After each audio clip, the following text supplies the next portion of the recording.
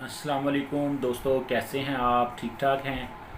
और आप लोगों के साथ पहले भी एक वीडियो जो है उसमें मैंने थोड़ा सा निकाहनामा को डिस्कस किया था। निकाहनामा की जो डिस्क्रिप्शन होगी इस वीडियो की, उसके अंदर उसको जो है वो मैं उसका लिंक दूंगा। उम्मीद है कि आप सारे लोग जो है उस वीडियो को देखेंगे। निकाहनामा के बारे में बड़ा थारोली मैंने उसमें चीज़ों को जो है वो डिस्कस किया है। थोड़ा सा मैं बातों को दोबारा से आप लोगों के गोश गुजार करूँगा कि निकाहनामा में एक बहुत सारे कालम हैं जिनमें कंडीशंस लिखी जाती हैं। उसमें कि तलाक देगा तो 5 मरले का प्लाट फलां जगह पे उसके नाम लगाएगा, तलाक देगा तो 5 तोले जेवर देगा, तलाक देगा तो ये कर देगा, छोड़ेगा तो 10 लाख देगा।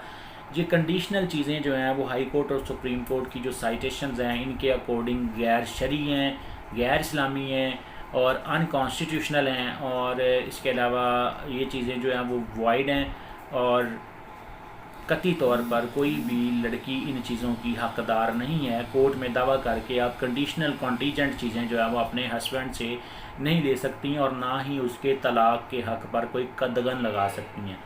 इसके बारे में हाई कोर्ट की बहुत सारी साइटेशंस हैं।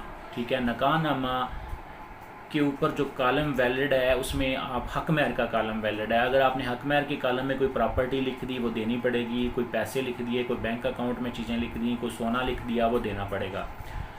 हाँ, अगर आपने निकाहनामा के ऊपर कोई ख़र्चा मुकर्रर कर दिया ख़तून का कि माहाना 3,000 खर्चा देंगे तो वो भी देना पड़ेगा।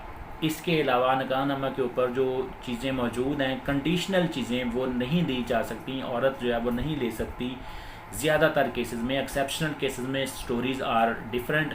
मोल्ड करके कोई अच्छा वकील जो है उसको स्टोरी को चेंज कर ले तो फिर आप चीज़ को जो है वो क्लेम कर भी सकते हैं। लेकिन 95% केसेस में आप इन चीज़ों को अपने हस्बैंड से दोबारा से नहीं ले सकते।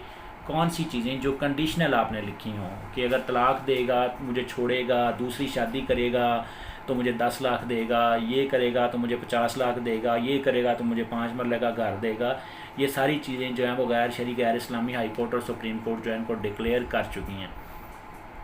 इसके ऊपर जो लेटेस्ट जजमेंट आई है वो मैंने आप लोगों के साथ डिस्कस करनी है। डेट ऑफ हियरिंग थी इसकी 8/2/2021।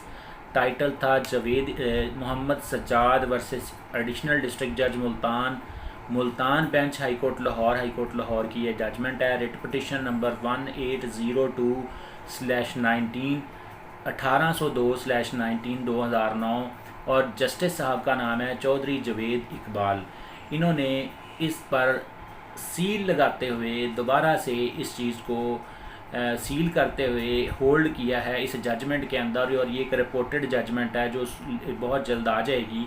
रिपोर्टेड जजमेंट है, इसके अंदर जो है होल्ड किया गया है कि निकाहनामा के अंदर जो कंडीशनल और गैर शरई चीज़ें लिख दी जाती हैं उनकी लड़की कतई तौर पर हकदार नहीं है।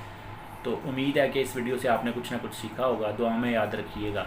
अस्सलाम वालेकुम।